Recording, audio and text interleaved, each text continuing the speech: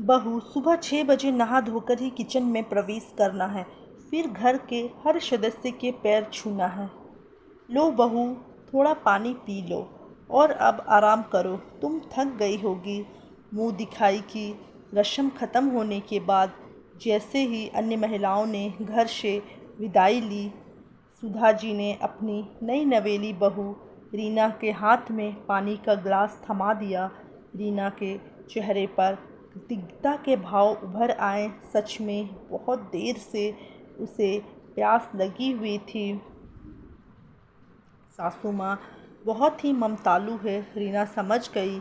उसने मुस्कुराकर गिलास हाथ में लिया और एक ही सांस में सारा पानी गटक गई। आराम से बेटा, कहीं ठसका ना लग जाए, सुधा जी ने बहुत ही प्यार से कहा। सुनकर रीना के मन में जो भी घबराहट थी थोड़ी कम हो गई कि सासू माँ का स्वभाव तो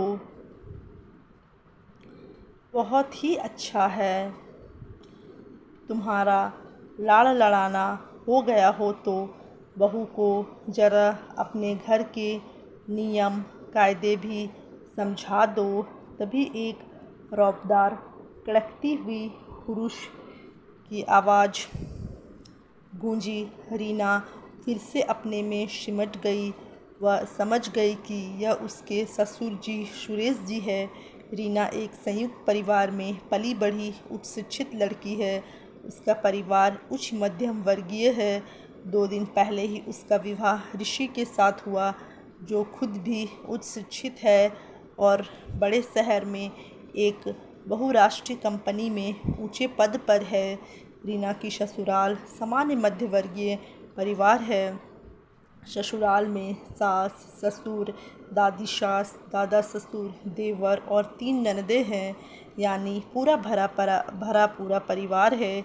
ऋषि सबसे बड़ा है, बाकी सब देवर ननद अभी कॉलेज में पढ़ रहे थे। संयुक्त परिवार में पली बढ़ी होने के कारण बचपन से ही उसने अपनी मम्मी, चाची, ताई को मिलजुल कर रहते हुए देखा था। दादी थोड़ी सख्त स्वभाव की अनुशासन प्रिय थी, पर बिना वजह की परंपराओं को कभी थोपते नहीं देखा। घर में हमेशा एक सौहार्दपूर्ण वातावरण होने के कारण उसे भी वैसे ही संस्कार मिले थे। सुधा ये नई आई है, अभी से इसे अपने घर के कायदे समझाकर रखोगी तो सभी के लिए अच्छा होगा। सुरेश जी गुर्राए। जी हाँ, वो मैं बताने ही वाली थी। सासू माँ की सहमी सी आवाज़ आई। कब? जब 2-4 कायदे तोड़ देती तब क्या? नहीं नहीं जी, बस बता रही हूँ। कुछ पल पहले की रीना की खुशी मानो काफुर हो गई। ससुर जी तो बहुत सख्त मिजाज है। कोई बात नहीं, उसकी दादी भी तो है, सोचकर उसने अपने मन को समझा लिया। घर में बड़ों के सामने पल्लू लेना, धीरे धीरे बात करना, जोर से हंसी मजाक ना करना, सबके सामने ऋषि से बात नहीं करना, बालकनी में खड़े नहीं रहना जैसे कई बात ना करना, बालकनी में खड़े ना रहना जैसे कई नियम कायदे उसको बता दिए गए। रीना घोर आश्चर्य में पड़ गई। आज के ज़माने में पढ़े लिखे परिवार में भी ऐसे कायदे? और हाँ बहुरिया, सबसे ज़रूरी बात, सुबह 6 बजे नहा धोकर ही रसोई में प्रवेश करना है, फिर घर के हर सदस्य के पैर छूना है, उसी के बाद कुछ और कामकाज। ससुर जी ने कड़कती आवाज़ में हिदायत दी।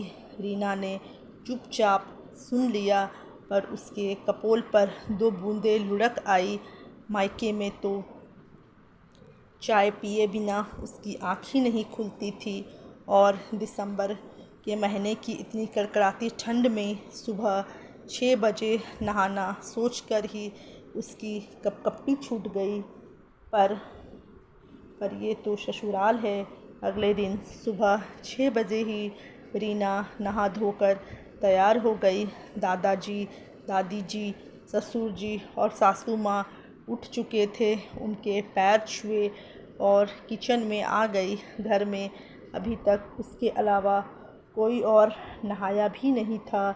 ऋषि, देवर और ननदे तो मज़े से रजाई ओढ़कर सोए हुए थे।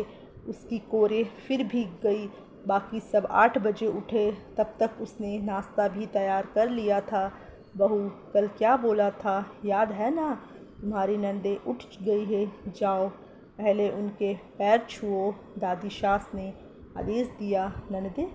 पर वो तो सब उससे छोटी है, कॉलेज में पढ़ रही है और सबसे छोटी तो अभी 10वीं में ही है। उसने प्रश्नवाचक नज़रों से सुधा जी की ओर देखा।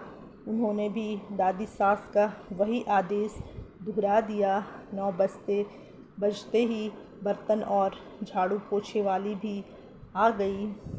बहू, ये भी घर के सदस्य जैसी ही है, तुम्हें इनके भी रोज़ पैर छूने हैं, ससुर जी ने आदेश दिया। रीना अवाक रह गई, कसमसा उठी। उसने मन ही मन सोचा कि माना कि काम वालियाँ भी इंसान हैं, आदरणीय हैं, पर रोज़ उनके पैर छूना।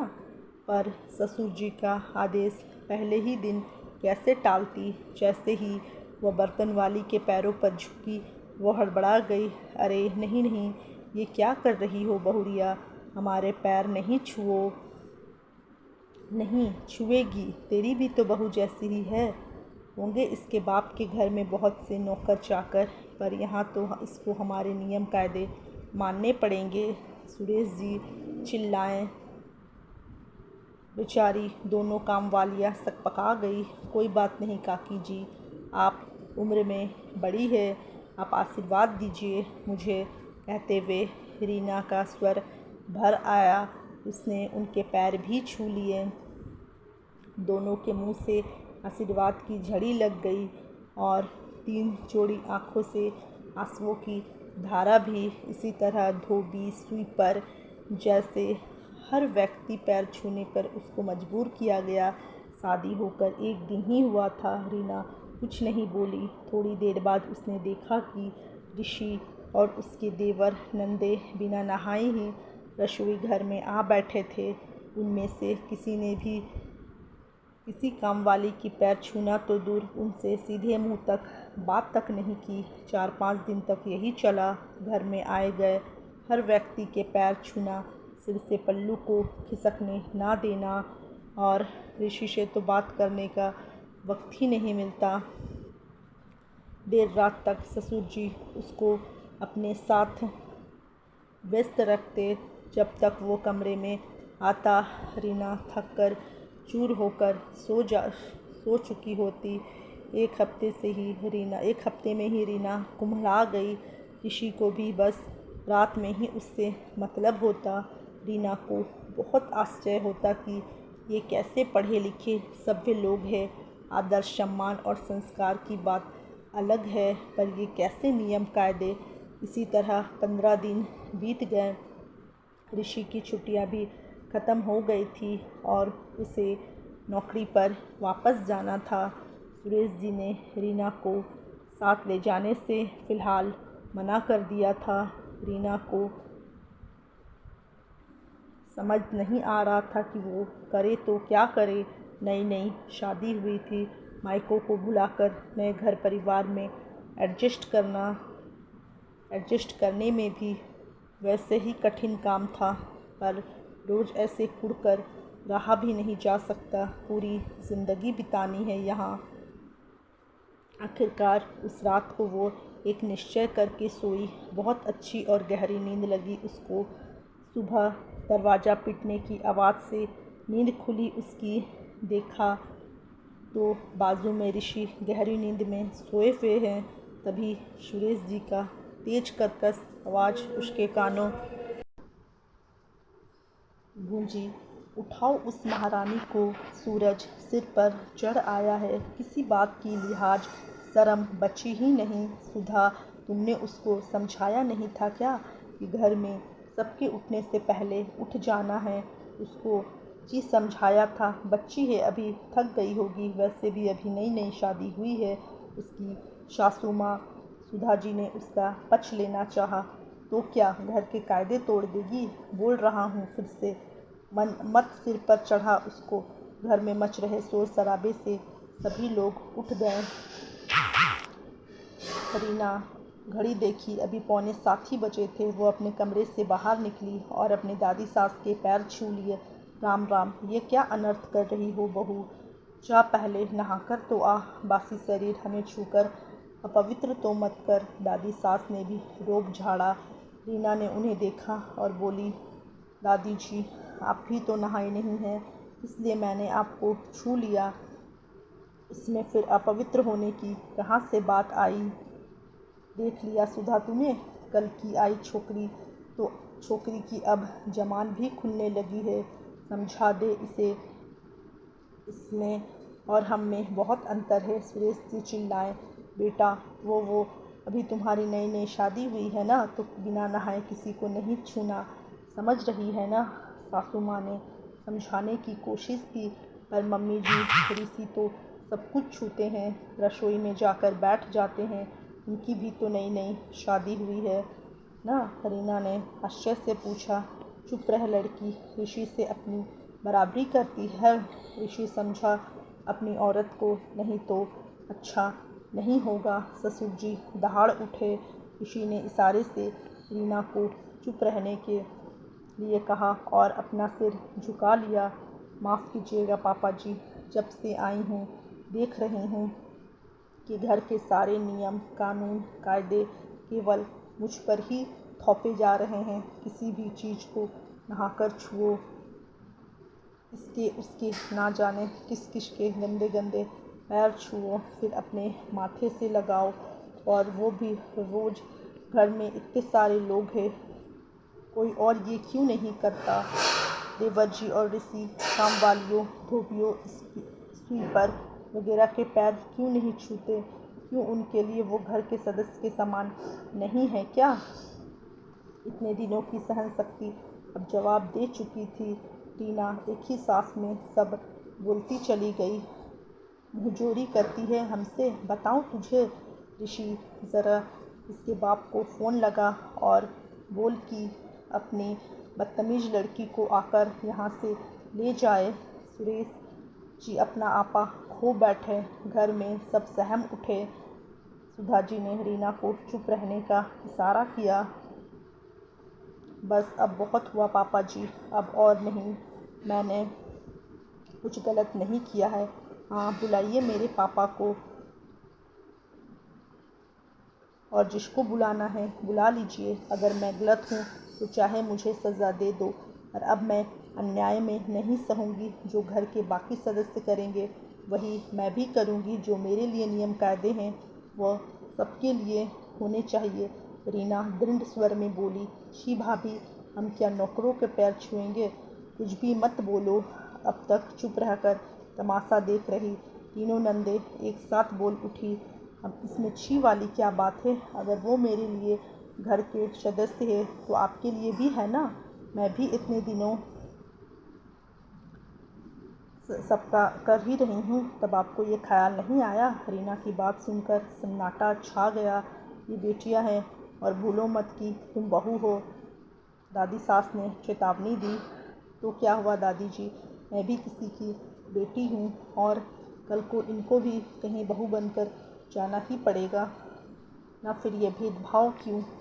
और ज़्यादा ज़बान लड़ा रही है तू। मैं तो तुझे बहुत लाड करती हूँ, पर ये बदजुबानी नहीं चलेगी। तेरी दादी सास भी गरज उठी। इधर सुधा जी और ऋषि को तो मानो गांठ मार गया था। दादी जी, मैं आप सभी की बहुत इज्जत करती हूँ, और आप खुद ही सोचिए कि ये कहाँ का न्याय है? सारे नियम कायदे केवल घर की बहू के लिए। मैंने बहुत कोशिश की, पर ये भेदभाव अब मुझसे सहन ना हो पाएगा। रीना फूट फूट कर रोने लगी। रीना को ऐसे रोते देख एक पल को तो मानो सबको सांप ही सूंघ गया। सुधा जी ने सुरेश जी की ओर देखा, उन्होंने गुस्से से मुंह फेर लिया। सुधा जी रीना के पास आई और प्यार से उसके सिर पर हाथ रखा।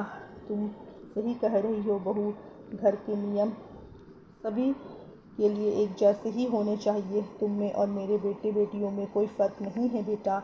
आज से जैसे ये तीनों बहनें रहती है वैसे ही तू भी रह। सुधा जी की बात सुनकर रीना ने अपने आंसू भरी नज़रें उठाई और ऋषि तुम फेरे लेते हुए रीना को वचन दिए थे ना तूने, फिर अब क्या हो गया तुझे? कहते हुए सुधा जी की आंखों में आंसू ठुलक पड़े।